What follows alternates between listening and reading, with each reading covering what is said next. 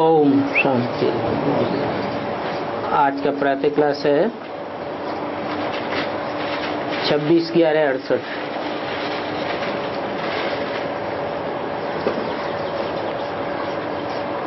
बाप बैठ रूहानी बच्चों को समझाते हैं। जब ओम शांति कहा जाता है तो गोया अपने आत्मा को स्वधर्म का परिचय दिया जाता है,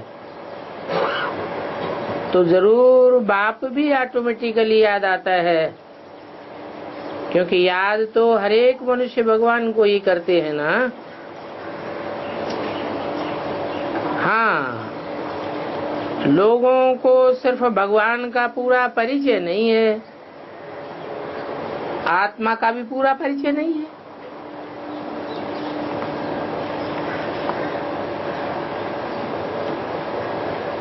भगवान अपना आत्मा का परिचय देने ले आते हैं, उनको कहा जाता है पतित पावन। पतित से पावन बनाने के लिए भगवान भी ड्रामा अनुसार बंधायमान है, और उनको भी आना ही है पुरुषोत्तम संगम युग पर। आकर के संगम युग की समझानी भी देते हैं। पुरानी दुनिया के अंत और नई दुनिया के आदि को पुरुषोत्तम संगम युग कहा जाता है। पुरानी दुनिया और नई दुनिया के बीच में ही बाप आते हैं। पुरानी दुनिया को मृत्युलोक और नई दुनिया को अमरलोक कहा जाता है। ये भी तुम जानते हो। मृत्युलोक में आयु कम होती है, क्योंकि घड़ी घड़ी अकाले मृत्यु होती रहती है, और वो तो है ही अमरलोक, जहाँ कभी भी अकाले मृत्यु नहीं होता है, क्योंकि वहाँ आत्माएं पवित्र हैं। अपवित्रता से विविचारी बनते हैं, विविचारी बनते हैं तो ढेर के ढेर कीड़े मकोड़े घर कर जाते हैं।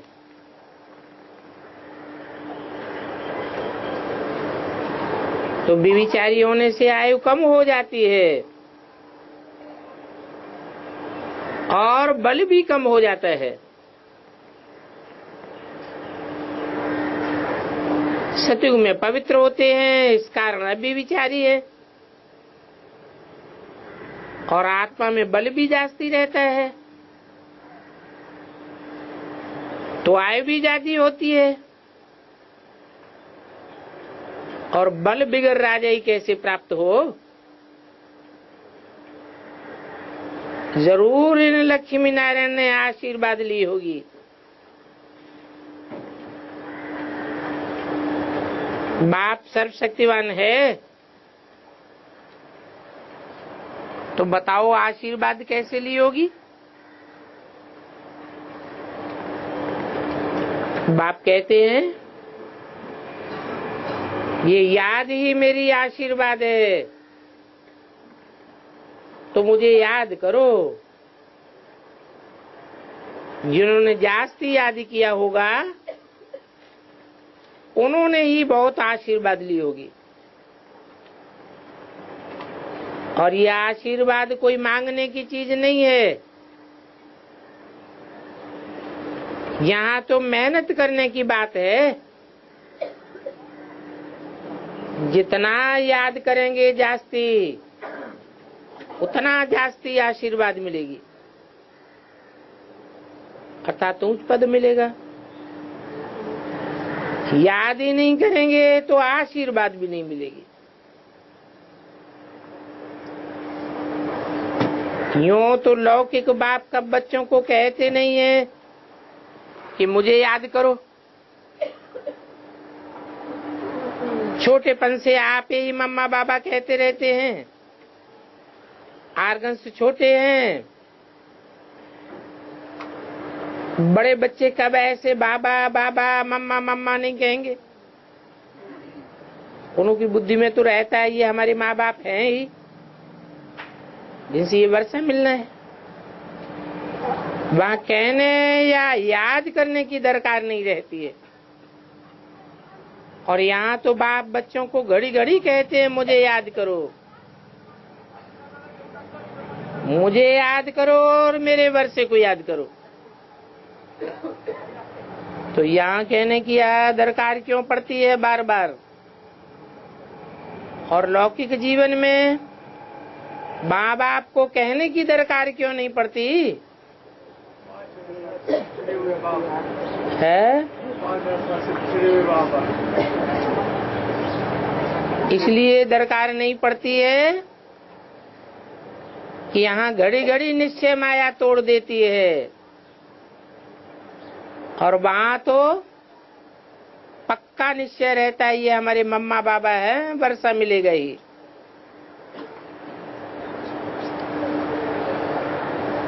हद के संबंध को छोड़ अभी इस बेहद के संबंध को याद करना पड़ता है। मनुष्य चाहते हैं हमारी गति हो, गति कहा जाता है मुक्ति धाम को, और सदगति कहा जाता है फिर से जीवन मुक्ति में आने को। कोई भी पहले आवेगा तो जरूर सुखी मांगेगा,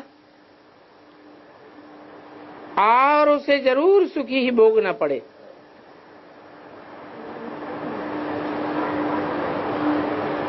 बाप बच्चों के सुख के लिए ही आते हैं।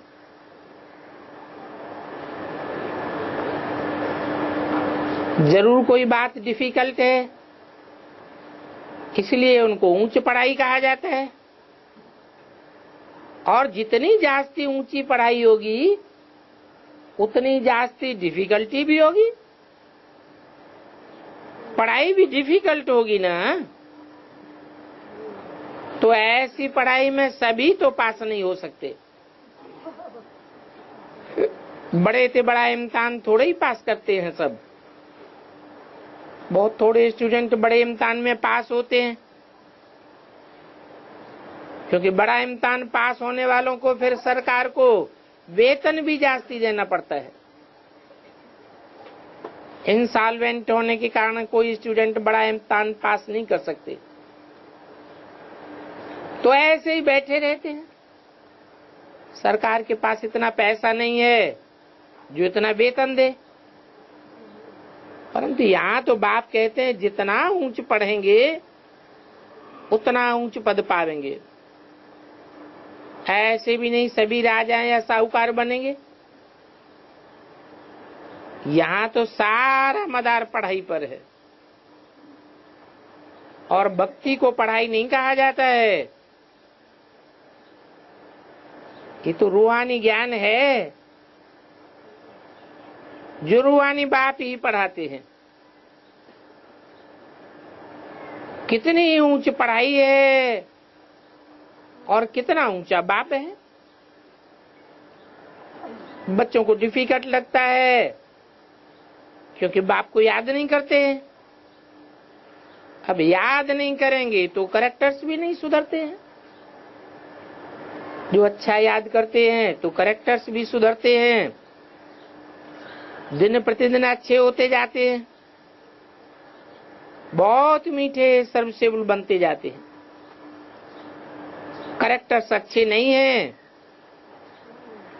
फिर कोई पसंद भी नहीं आते हैं।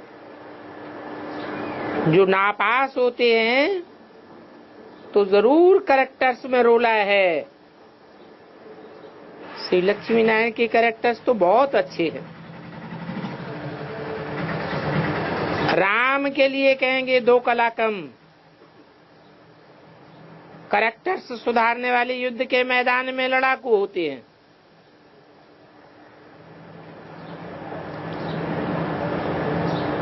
तो माया पर जीत पाने के लिए लड़ाकू हो। राम को भी ये निशानी दी है। बाप समझाते हैं ये बाप को याद करते और अपन को दैवी गुणों वाला बनाते बनाते फेल हो गया। इसलिए उनको ये राम की निशानी मिली है, परंतु ये कोई जानती नहीं है। इस निशानी को देख राम को कितने बाणों की लड़ाई रावण के साथ दिखाई है। भक्ति मार्ग में ऐसी ऐसी बातें सुनते नीचे गिरते आए। भारत रावण राज्य के बाद झूठ खंड हो पड़ता है। सचखंड में तो जरा भी झूठ नहीं होता। रावण राज्य में सभी झूठ ही झूठ बोलते हैं। तो झूठे मनुष्यों को कभी भी दैवी गुणों वाला नहीं कह सकते। और ये होलसेल की बात है, रिटेल की बात नहीं है। और बात भी बेहद की है।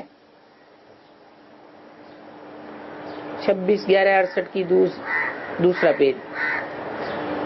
बाप खुद कहते हैं ये भक्ति मार्ग के शास्त्रों का भूसा है और ये बिल्कुल इल्लीगल है। बाप जो सुनाते हैं वो इल्लीगल है। लीगल अर्थात सच कहने वाला।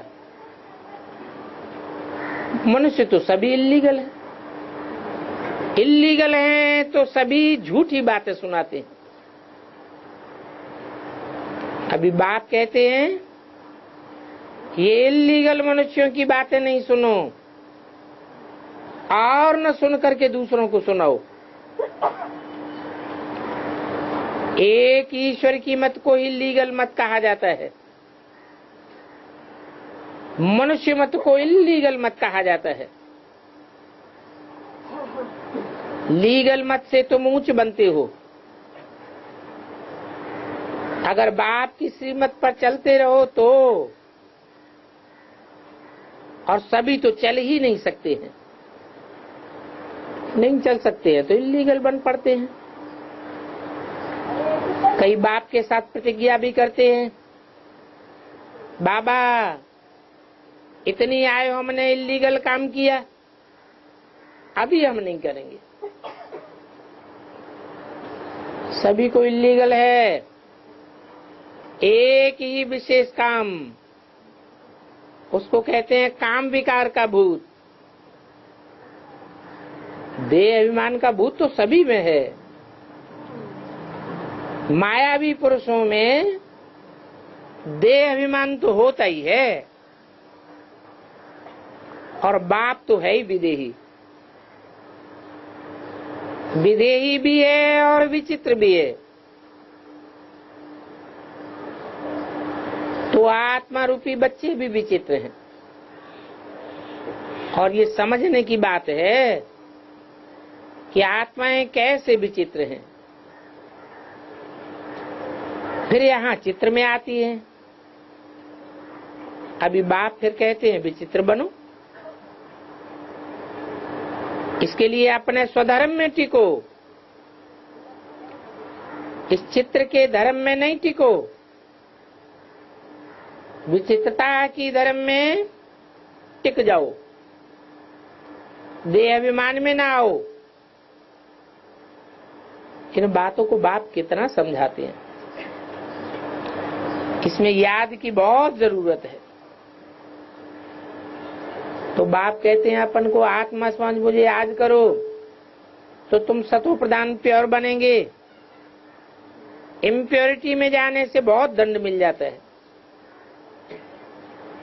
बाप का बनने के बाद अगर कोई भी भूल होती है तो फिर गायन है सतगुरु निंदक ठौर न पाए। अगर तुम मेरी मत पर चल करके पवित्र नहीं बनेंगे तो 100 गुना दंड भोगना पड़ेगा। विवेक चलाना है। अगर हम याद नहीं कर सकते हैं तो इतना ऊंच पद नहीं पा सकेंगे। पुरुषार्थ के लिए टाइम भी दिया जाता है। कोई तुमको कहते हैं कि क्या सबूत है जो तुम कहते हो अभी अंत है? बोलो। जिस तन में आते हैं वो प्रजापिता ब्रह्मा तो मनुष्य है ना। मनुष्य का नाम शरीर पर पड़ता है, और शिव बाबा तो न मनुष्य है न देवता है।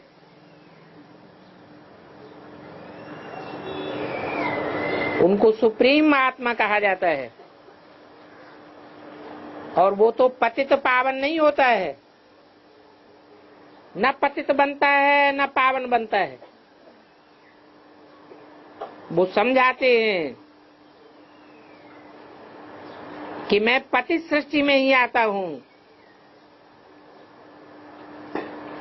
पतित दुनिया में आकर के पतितों को ही पावन बनाता हूं,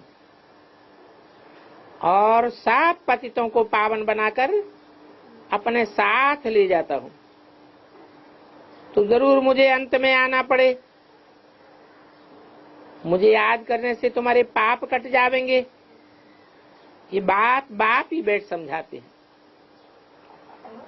पहले तुम सतो प्रधान थे, अभी तमो प्रधान बने हो, फिर सतो प्रधान बनने के लिए मुझे याद करो। अभी तो मनुष्यों की बुद्धि जानवरों से भी बदतर हो चुकी है। एक दो में कहते हैं ना, तुम तो जैसे मकना हाथी हो, तुम तो बंदर हो, साहूकार हो, गरीब हो, देखते रहते हो कि सभी के मुख से गालियां ही गालियां निकलती रहती हैं। परंतु वो तो इन बातों को हंसी कुड़ी समझते हैं। बाप समझाते हैं, प्रायः करके लोग ऐसे ही बन गए हैं। इन देवताओं के लिए आकर देखो, और इनसे रहम मांगने वालों की भी लियाकत देखो, कितना बंडर लगता है। हम क्या थे फिर 84 जन्मों के बाद, कितना गिर करके एकदम चट्ट हो पड़े। बाप कहते हैं, मीठे मीठे बच्चे तुम देवी घराने के थे, अभी अपनी चाल को देखो। ये लक्ष्मी नारायण जैसे बन सकते हो? ऐसे नहीं। सभी लक्ष्मी नारायण बनेंगे? नहीं। फिर तो सारा फूलों का बगीचा हो जाए। शिव बाबा को सब आकर के गुलाब के फूल ही चढ़ावे, परंतु ऐसा हो नहीं सकता। गुलाब के फूल भी चढ़ाते हैं, तो फिर आक के धतूरे के फूल भी चढ़ाते हैं। तो बाप के बच्चे कोई अच्छे फूल बनते हैं, कोई तो अक भी नहीं बनते हैं। ना पास और पास तो होते ही हैं। खुद भी समझते हैं हम राजा तो नहीं बन सकेंगे, क्योंकि आप समान बनाते ही नहीं है। साहूकार कैसे बनेंगे, कौन बनेंगे, ये तो बाप ही जानता है। आगे चलकर तुम बच्चे भी बहुत समझ जावेंगे कि फलाना बाप का कैसा मददगार है। कल्प कल्प जिन्होंने मदद किया है वो ही करेंगे। इस बात में फर्क नहीं पड़ सकता। बाप पॉइंट्स तो बहुत देते रहते हैं, कैसे कैसे बाप को याद करना है और फिर ट्रांसफर भी करना है। भक्ति मार्ग में तुम ईश्वर अर्थ करते हो, परंतु ईश्वर को जानते ही नहीं हो। इतना समझाते हैं कि वो ऊंचे ऊंचे भगवान है, बस ऐसे तो नहीं कहते हैं कि ऊंच से ऊंच नाम रूप वाला है और वो है निराकार। फिर ऊंच से ऊंच साकार भी यहां ही होते हैं। ब्रह्मा विष्णु शंकर को भी देवता कहा जाता है। कहते भी हैं ब्रह्मा देवताय नमः, विष्णु देवताय नमः, फिर अंत में कहते हैं शिव परमात्माय नमः। तो बताओ बड़ा कौन? ब्रह्मा विष्णु शंकर को भी परमात्मा नहीं कहेंगे। मुख से कहते हैं शिव परमात्माय नमः, तो जरूर परमात्मा एक हुआ ना। देवताएं तो मनुष्य होते हैं, अनेक होते हैं, और मनुष्य भी बहुत हैं। देवताओं को देवताय नमः कहा जाता है। मनुष्य लोक में मनुष्य को मनुष्य ही कहेंगे, फिर उनको परमात्मा नमः कैसे कह सकते हैं? एक दो को परमात्मा नमः थोड़े ही कहेंगे। अगर परमात्मा सर्वव्यापी है फिर तो एक दो को परमात्मा नमः कहना, ये तो पूरा अज्ञान की बात है। परमात्मा बात की पूरी इंसल्ट है। सभी की बुद्धि में ये भूसा डाला गया है कि ईश्वर सर्वव्यापी है। अभी तुम बच्चे तो समझते हो कि भगवान तो एक ही है, उनको ही पतित पावन कहा जाता है। सभी को पावन बनाना ये तो एक भगवान का ही काम है। दूसरा कोई मनुष्य गुरु, कोई महात्मा, कोई सन्यासी, कोई धर्म पिता का काम नहीं है। और जगत का गुरु तो कोई मनुष्य हो ही नहीं सकता है। गुरु तो पावन होना चाहिए। यहाँ तो सभी पतित हैं क्योंकि पैदाइश ही बिकी की है, तो पावन कहाँ से होंगे? 26/11/68 की वाणी का 3रा पेज। इस ज्ञान को अमृत कहा जाता है। भक्ति को तो अमृत नहीं कहा जाता है। भक्ति मार्ग में तो भक्ति ही भक्ति चलती रहती है।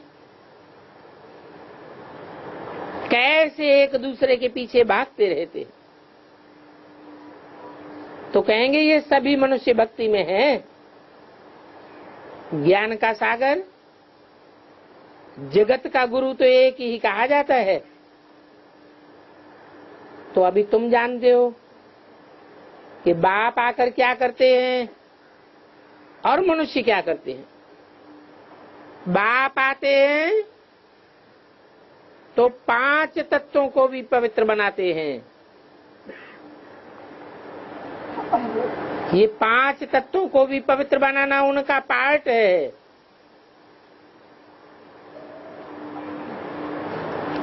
इनका पार्ट नहीं है। बाप सर्व का सदगति दाता है। सर्व में सब कुछ आ जाता है। जड़ प्रकृति भी आ जाती है, चैतन्य आत्माएं भी आ जाती हैं। तो अभी ये बातें समझावें कैसे? आते तो बहुत हैं। आगे उद्घाटन करने वाले आते थे तो उनको तारें दी जाती थी। अभी दिल्ली में भी मोरारजी देसाई उद्घाटन कर रहा है, तो उनको समझाने के लिए तार दी जाएगी कि होवनार विनाश के पहले बेहद के बाप को जान करके उनसे वर्षा ले लो। ये रूहानी बाप है। रूहानी बाप आकर के रूहों को वर्षा देते हैं। रूह का कनेक्शन अनेक जन्मों से है। जिस्मानी बाप से एक जन्म का वर्षा मिलता है और रूहानी बाप से अनेक जन्मों का वर्षा मिलता है। जो भी मनुष्य मात्र हैं सभी फादर कहते हैं। क्रिएटर है तो जरूर क्रिएशन को वर्षा मिलेगा, परंतु उस बेहद के बाप को कोई भी नहीं जानते हैं। बाप को भूलना ये भी ड्रामा में नूद है। वो बेहद का बाप ऊंचते ऊंच है, ये कोई हद का वर्षा नहीं देते हैं। वर्षा तो बेहद का ही देंगे ना। लौकिक बाप होते भी सभी बेहद के बाप को याद करते हैं। सत्युग में उनको कोई याद नहीं करते हैं, यहाँ इस दुनिया में याद करते हैं। वहां क्यों नहीं करते? वहां इसलिए याद नहीं करते कि वहां बेहद का वर्षा पहले ही मिला हुआ है। बेहद सुख का वर्षा है। यहाँ हद के सुख में तृप्ति नहीं होती है तो बेहद के बाप को याद करते हैं। अभी तुम बाप को याद करते हो, आत्मा ही याद करती है। फिर आत्मा ही अपने और अपने बाप को और इस ड्रामा को भी भूल जाती है। कैसा माया का परछावा पड़ जाता है। सतो प्रधान बुद्धि को फिर तमो प्रधान तो जरूर होना है। स्मृति में आता है कि नई दुनिया में देवी देवताएं सतो प्रधान थे, परंतु ये बात कोई भी नहीं जानते। सारी दुनिया सतो प्रधान गोल्डन एज बन जाती है। उसको कहा जाता है न्यू वर्ल्ड।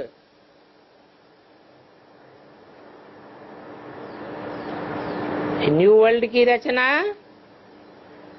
नया ज्ञान सुना करके बाप ही देते हैं। और ये सभी बातें बाप ही बच्चों को समझाते हैं। अभी तुमको मालूम पड़ा है कि हम ये देवताएं थे, फिर ऐसे ऐसे नीचे आ गए। बाप ही कल्प कल्प आकर के समझाते हैं। कल्प कल्प जो वर्षा तुम लेते आए हो और अपने पुरुषार्थ से ही लेते आए हो, वो जरूर मिलने का है। ये भी समझ में आता है।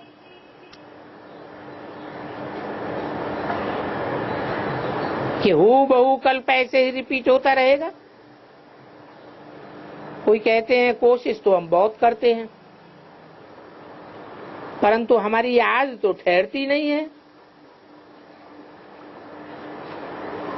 अब बताओ, कोई की याद नहीं ठहरती है तो इसमें बाप अथवा टीचर क्या करे?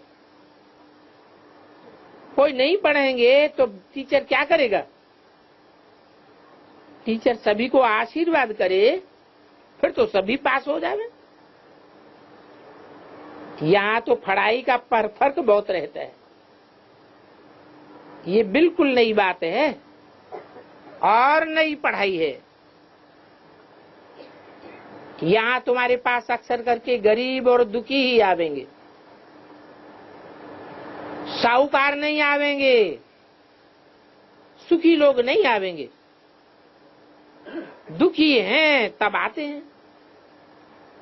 साहूकार तो समझते हैं हम तो स्वर्ग में बैठे हैं। बाप कहेंगे इनकी तकदीर में ही नहीं है। थोड़े समय के बाद इनको पता चलेगा कि स्वर्ग में बैठे हैं या नरक में बैठे हैं। जिनकी तकदीर में है उनको झट निश्चय बैठ जाता है। निश्चय बैठने में और संशय होने में देरी नहीं लगती है। माया झट बुला देती है।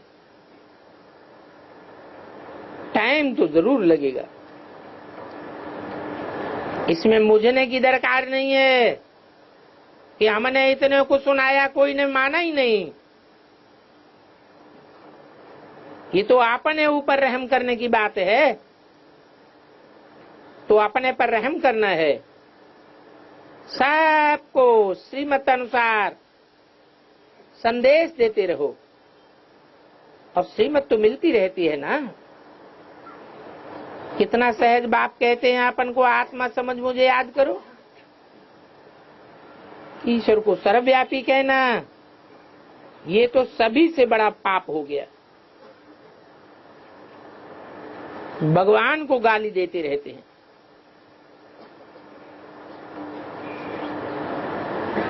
दुनिया में भी जज आदि कोई की इज्जत लेते हैं,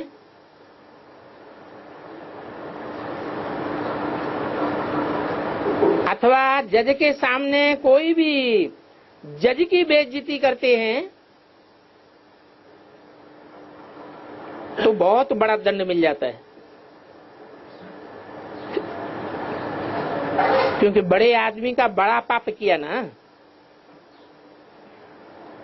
अभी तुम तो समझते हो ये तो ऊंचे से ऊंचे बाप है, उनकी ग्लानि करना ये तो बड़ी भारी भूल हो गई।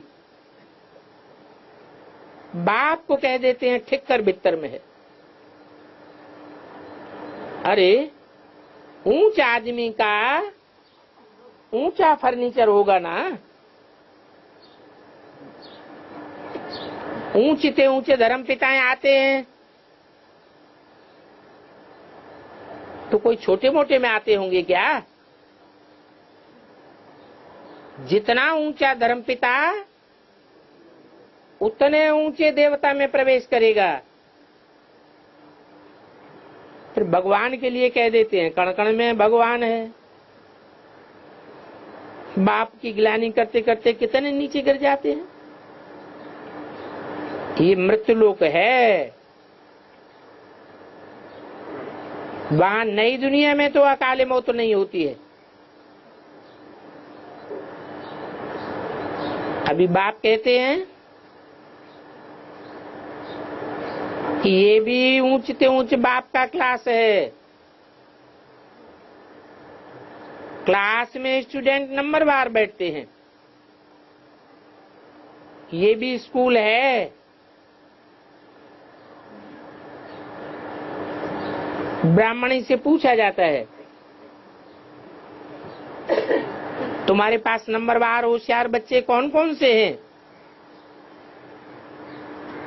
जो बहुत अच्छा पढ़ते हैं? उन बच्चों को राइट साइड में होना चाहिए। और राइट हैंड का महत्व होता है ना। पूजा आदि भी करेंगे तो राइट हैंड से करेंगे। तो लेफ्ट हैंड तो जैसे मेहतर है, फिर भी सेवा लेने देने में काम तो आता है। सतयुग में भी लेफ्ट हैंड काम में आता है।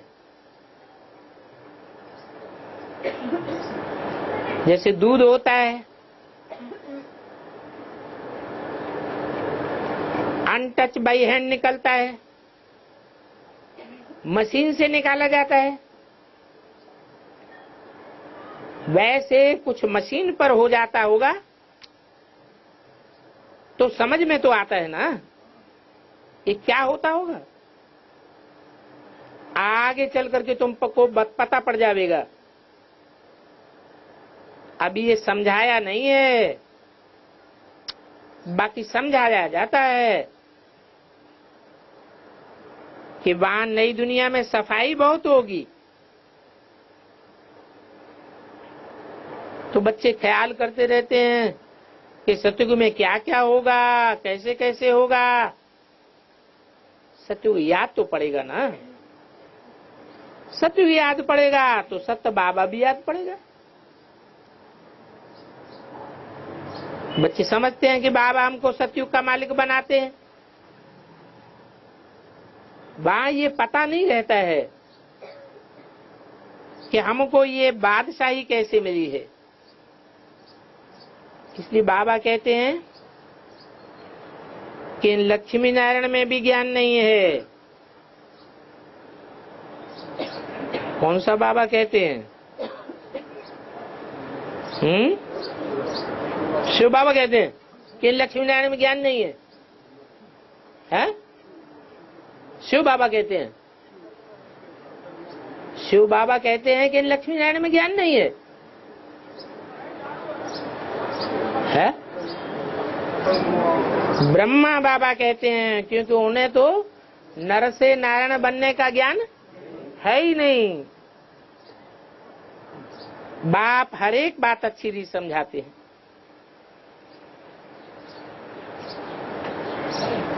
जो कल पहले समझे हैं वो जरूर इन बातों को समझेंगे। फिर भी पुरुषार्थ तो जरूर करना पड़ता है, क्योंकि बाप तो आते ही हैं पढ़ाने के लिए। ये पढ़ाई है,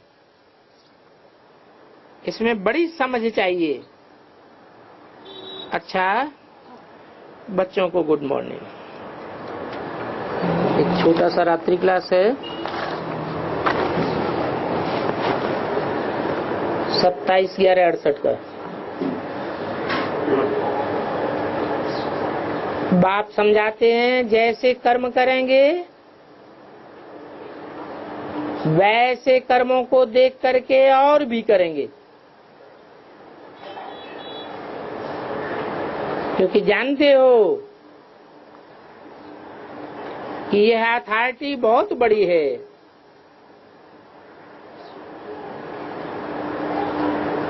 इतना हौसला नहीं होता है रिगार्ड रखने का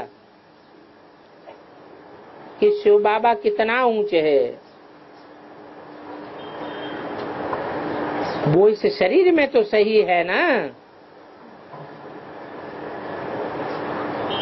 यह कर्म करने वाला है, करण करावनहार है।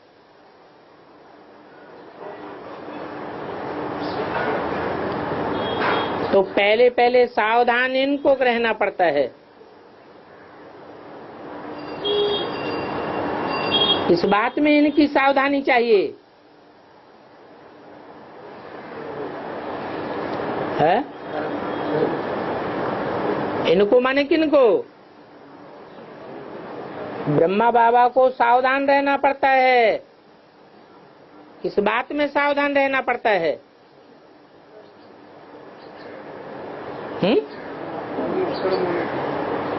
इनको सावधान रहना पड़ता है बाप का रिगार्ड रखने के लिए।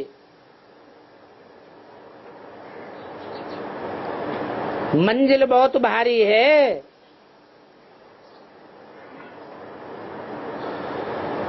क्या इशारा दिया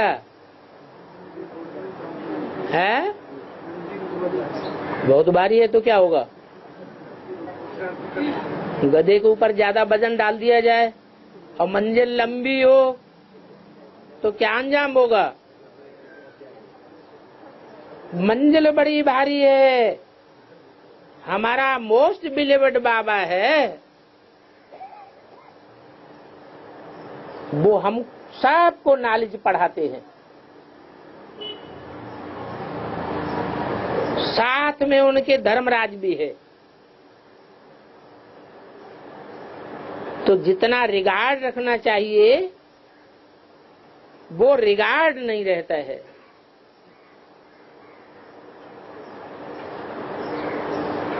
बड़ों को रिगार्ड नहीं रहता है तो उनको देख करके छोटों को भी रिगार्ड नहीं रहता है।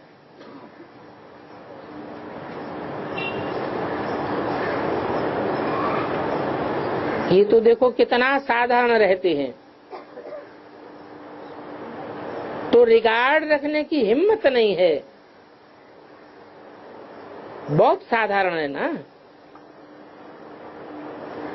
अच्छे अच्छे जिनको बाबा महावीर कहते हैं, बाबा देख रहे हैं कि अच्छे अच्छे बड़े बड़े भी रिगार्ड नहीं रख सकते हैं। बाबा कब सभी के लिए तो कहते नहीं है। बाबा को देखने से ही शिव बाबा की याद आनी चाहिए। परंतु साधारण होने के कारण माया रिगार्ड नहीं रखने देती है।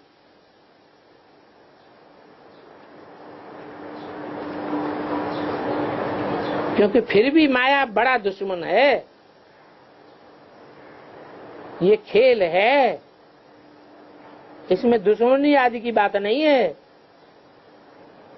बाप ने समझाया है ड्रामा का खेल है, जिसको साक्षी होकर के देखना है। बाप कहते हैं फिर भी ऊंच पद पाने की कोशिश करो। इस समय यहाँ गोप बहुत अच्छे चल रहे हैं, परंतु उनकी बड़ी संभाल रखनी है। गोपों को अपने भाग्य को सराहना चाहिए। जो जैसा करेंगे वैसा पद पाएंगे। अच्छा रिगार्ड देंगे तो 21 जन्म के लिए अच्छा रिगार्ड पावेंगे। बाबा तो लिखते हैं बच्चे सदैव जीते रहो, माया कहाँ खलास न कर देवे। कदम कदम पर जितना बाप को याद करते रहेंगे उतना उच्च पद पावेंगे। बाप से पूरा वर्षा पाना चाहिए। बाबा तो हमेशा कहते हैं ड्रामा तो बिल्कुल ठीक चल रहा है, इसलिए सिर्फ अपने ऊपर रहम करो। कोशिश करके राजाई का तिलक लगा लेना चाहिए। तिलक लगाने लायक बनना है। अपने से पूछना पड़ता है मैं राज तिलक लायक हूँ। बाप से पूछेंगे भी वही जो कुछ करते धरते होंगे। पूछते थे बाबा हम माला में आवेंगे, तो बताओ अभी बाबा क्या बतावेंगे। अभी तो बहुत पुरुषार्थ करना है। माया भी कोई कम नहीं है। यहाँ तो सेफ में बैठे हैं। बाहर बंबई में तो कोई भी रहे, बंबई है ही गिराने की नगरी।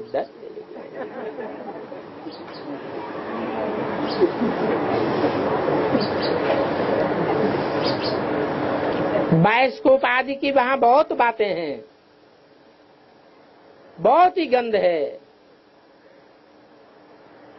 और फिर यज्ञ सेवा का भी बहुत बड़ा फल है। कहाँ? बंबई में। यज्ञ की जो सर्विस करते हैं, ऐसे माहौल में रह कर के भी जो सेवा में लगे रहते हैं वो बहुत प्रिय लगते हैं। मनसा वाचा कर्मणा ढेर की ढेर सर्विस है। तो बाबा ने बच्चों का नाम ही रखा है साहबजादे और साहबजादियां। कहाँ के बच्चे? क्यों? उनको ही साहबजादे और साहबजादियां क्यों? दिल्ली और कलकत्ते वालों क्यों नहीं है? अरे उसका नाम ही है बम्बई। हर हर बम बम की नगरी है। इसकी नगरी है। तो हर हर बम बम से ऊंचा कोई साहब है? तो बच्चे भी साहबजादे और साहबजादियां। प्रिंसेस और प्रिंसेस की कॉलेज होती है ना, परंतु उन प्रिंस और प्रिंसेस के भेंट में तो तुम बहुत ऊंचे हो। तुम सच सच 21 जन्म के लिए बनते हो। वो तो एक जन्म के लिए पढ़ते हैं और बनते हैं। तुम तो 21 जन्मों के लिए पढ़ाई पढ़ते हो और बनते हो। वो प्रिंस प्रिंसेस हैं, पढ़ते हैं। तुम 21 जन्म के लिए बनते हो। तुम ब्राह्मण ब्राह्मणियों जैसा महान भाग्यशाली तो कोई भी नहीं हो सकता, जिनको स्वयं परम पिता परमात्मा पढ़ाते हैं। ऐसे बाप के बच्चों की चलन कितनी आलीशान होनी चाहिए, और पद भी ऐसे बच्चे आलीशान लेने वाले हैं। बाहर में जाने से माया की गर्म हवाएं लग जाती हैं, लेस तो जरूर आता है। बल सबसे बुल बच्चे हैं।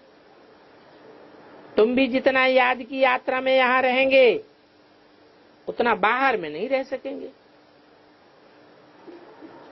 तो एक ही मन मना भव का महामंत्र है कमाई कराने के लिए, बाकी सभी हैं गवाने का।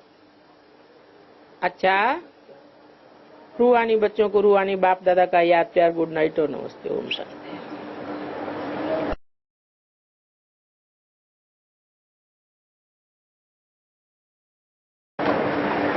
हाँ जी। परमात्मा सर्वव्यापी नहीं, लेकिन जिसमें प्रवेश करता वो तो कण जैसे आत्मा में प्रवेश करके पाठ बन जाता है ना। वो तो कण जैसे आत्मा में पाठ बन जाता है। तो उसके बारे में इसलिए परमात्मा सर्वव्यापी कर दिया है, ऐसा लगता है। इसलिए सर्वव्यापी कोई तो कारण होगा। सर्वव्यापी कहने का कारण क्या होगा?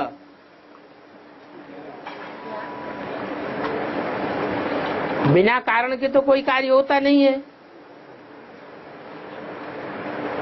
अगर दुनिया में तमो प्रधान आत्माएं जब बनती हैं, भारतवासी तमो प्रधान बनते हैं, तो चारों तरफ दुनिया में ये लहर फैल जाती है, परमात्मा सर्वव्यापी है। तो उसका कारण कोई होगा कि नहीं होगा? है? क्या कारण हो सकता है? जिसमें प्रवेश करते हैं वो कण जैसे आत्मा में पाठ बन जाता है ना। वो पार्ट नहीं बजाता है, उसकी याद जो है वो कण कण जैसी आत्माओं में भी व्याप्त हो जाती है। पृथ्वी का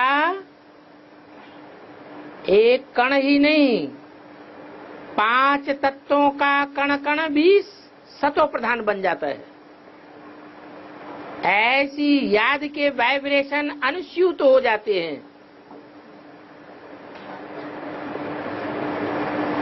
तो याद की शक्ति बनी रहती है आत्माओं में। बाकी परमात्मा नहीं व्याप्त होता है, ये भी जानते हैं कि निराकार को सब तो याद नहीं कर सकते।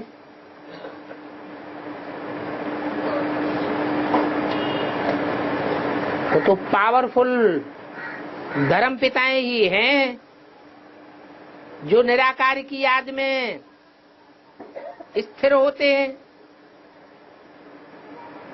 उनके फॉलोअर्स तो अपने अपने धर्म पिताओं में बुद्धि अटक जाती है, उन्हें तो उतना पावरफुल नहीं कहेंगे। तो निराकार की याद में टिकने वाली आत्माएं तो बहुत थोड़ी हैं। निराकार को याद करना ही कठिन है, परंतु निराकार की याद वाले क्षिप्र गति वाले होते हैं। पुरुषार्थ की दौड़ में तीखा दौड़ने वाले होते हैं, और साकार की याद में उनकी दौड़ की तीखेपन की बात नहीं होती है। धीमी गति वाले हैं, फिर भी चरित्रवान होते हैं, क्योंकि चरित्र साकार के गाए जाते हैं। निराकार तो निर्गुण है,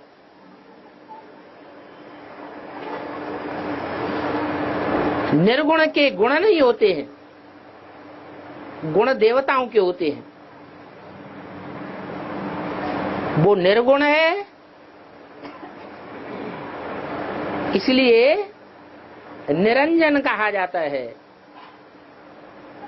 अंजन माने काजल, कालिमा का उसको कोई लेप छेप नहीं लगता।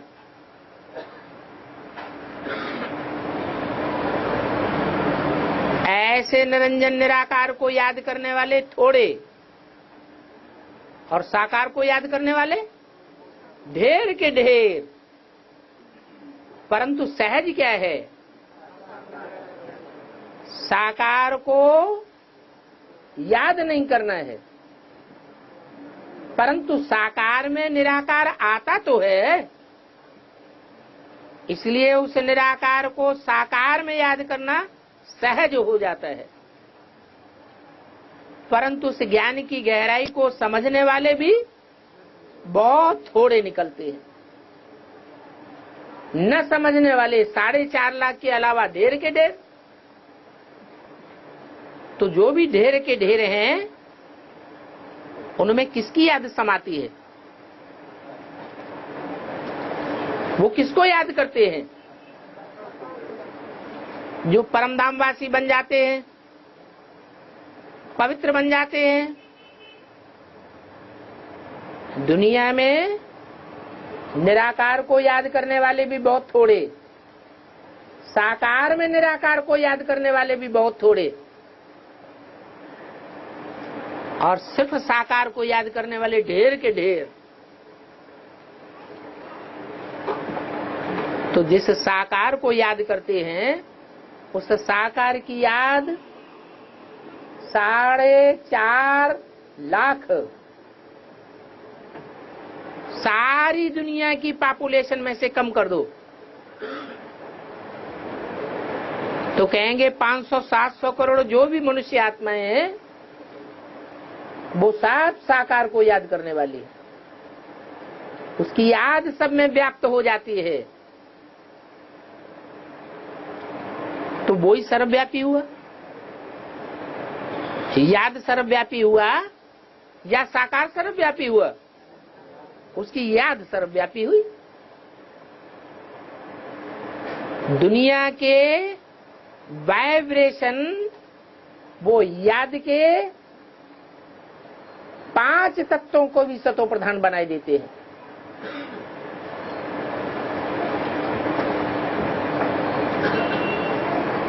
निराकार तो 5 तत्वों से बहुत दूर है। जो साकार है, जिसमें निराकार प्रवेश करता है, वो 5 तत्वों का सुख सबसे जास्ती लेने वाला है।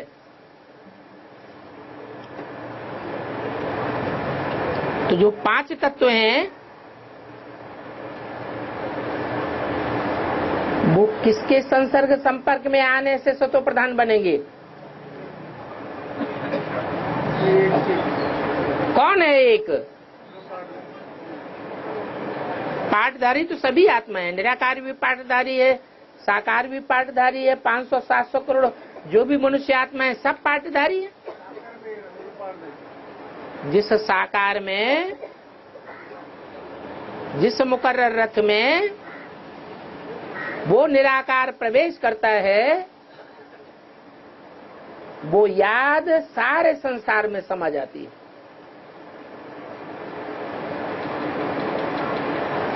वो सात्विक स्टेज की याद है। और वो याद की क्षिप्रता धीरे धीरे धीरे धीरे कम होते होते होते होते कलयुग के अंत में जब समाप्त होने लगती है, तभी परमपिता परमात्मा फिर आ जाता है। और फिर उस साकार में निराकार की याद करने वाली जो श्रेष्ठ आत्माएं हैं, धर्म पिताएं हैं,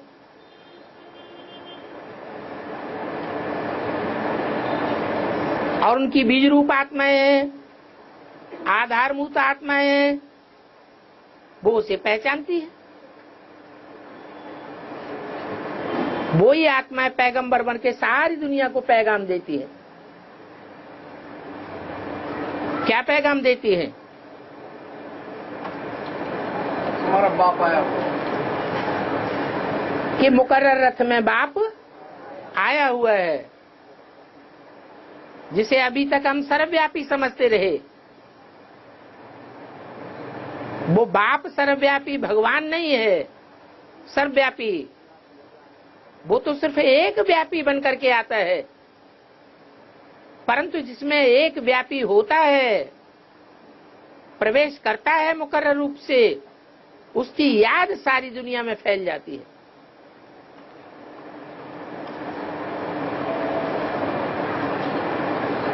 और बाबा, अभी संगम युग पे अगर पीके वाले शरीर छोड़ते हैं तो उनको फिर से जन्म मिलता है।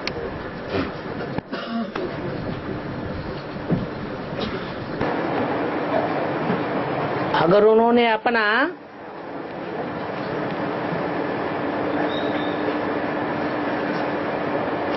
सर्वोच्च इष्ट, जिसे इष्ट देव कहते हैं,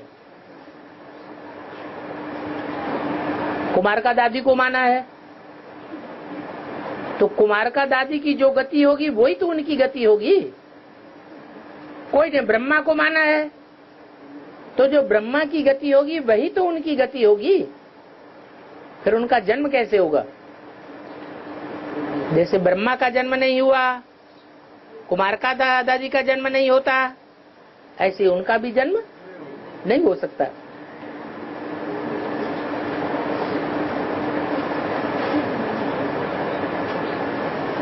हाँ, निश्चयात्मक बुद्धि नहीं है बेसिक ज्ञान में, तो हो सकता है दोबारा जन्म ले, या जो एडवांस में आ जाते हैं फिर बेसिक में चले जाते हैं। बल ऐसों की संख्या बहुत कम है, क्योंकि इससे साबित होता है न तो उनको बेसिक में निश्चय बैठा और न उनको एडवांस में निश्चय बैठा, इसलिए दोबारा जन्म हो सकता है।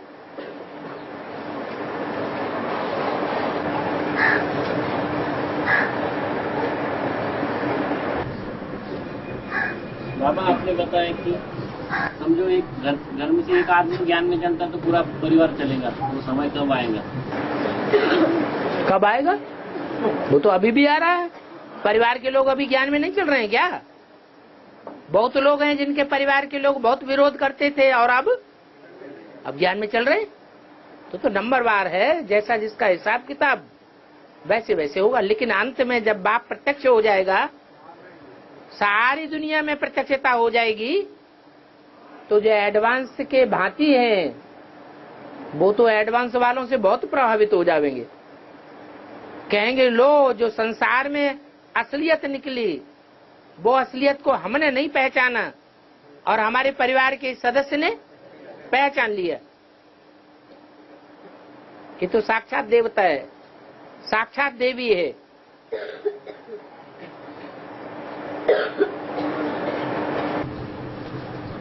बाबा, उद्घाटन के लिए तार देते हैं अभी मुरली में है ना, उद्घाटन करने के लिए तार देते हैं। वो क्या है? जो बड़े बड़े आदमी होते हैं उनको बड़ा तरीका दिया जाता है ताकि वो समझें कि हम बड़े आदमी हैं। हमको तार दे के बुलाया गया। और बाबा, बीच में आगरा में जो ब्रह्म कुमारी की गाड़ी जा रही थी ना, उसमें उनकी गाड़ी का एक्सीडेंट हो गया। इसमें बहुत सारी ब्रह्म कुमारी और दीदी मर गई ना, तो उनका वापस जन्म मिलेगा उनको? अचानक मौत होती है तो उनको सूक्ष्म शरीर मिलता है या साकार शरीर मिलता है? ये बात ठीक है बाबा, लेकिन जब उनका पीरियड पूरा होगा सूक्ष्म शरीर का, तो उसके बाद उनको जन्म लेना पड़ेगा। अभी तो बताया, अपने अपने निश्चय बुद्धि के आधार पर है। उन्होंने अपना सैम्बुल किसे माना है ज्ञान में? क्या पता ब्रह्मा को माना हो, न माना हो सकता है जगदीश बाई को माना हो, हो सकता है कुमारका दादी को माना हो सकता है निर्मल शांता दादी को माना हो। तो अपना सैम्बुल जिसको माना है, तो बड़े की जो गति होगी वो ही उनकी भी गति होगी, उससे ऊंची गति नहीं हो सकती। जिसको फॉलो करेंगे वो ही पद पावेंगे। और ओम शांति।